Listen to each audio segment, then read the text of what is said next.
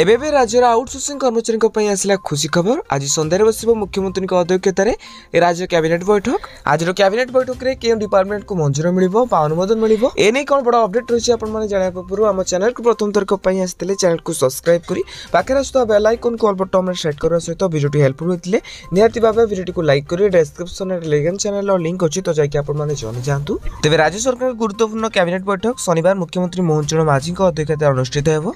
तेज लोकसभा भवन तृतीय महला कॉन्फ्रेंस हॉल अपराह 5टा समय बैठक में 7टी प्रस्ताव पर मोहर बाजिपारे विशेष सूत्र जमापड़ी। तेज मिलता सूचना मुताबक आईन विभाग, पूर्त विभाग, जल संपद विभाग, गृह और स्कूल गणशिक्षा विभाग केतोटी प्रस्ताव पर मोहर बाजिपारे सूचना मिली। सो आपण तो निहत भाव जानते राज्यर आउटसोर्सिंग कर्मचारी मैंने केभली भाव हन्तसहित होती सरकार दौना स्थायी नियुक्ति। तो पूर्व शासन नथिला बेले कहते कि रेगुलर करदे बोली जिते शासन को पलि आसिले से सब भूलीगले। तो देखा जाऊ आज राज्यर कैबिनेट बैठक पर मुख्यमंत्री अध्यक्षतार बैठक बसिया तो क्यों डिपार्टमेंट को मोहर बाजुची तो तार अपडेट आसिले आपको जनईदेवी।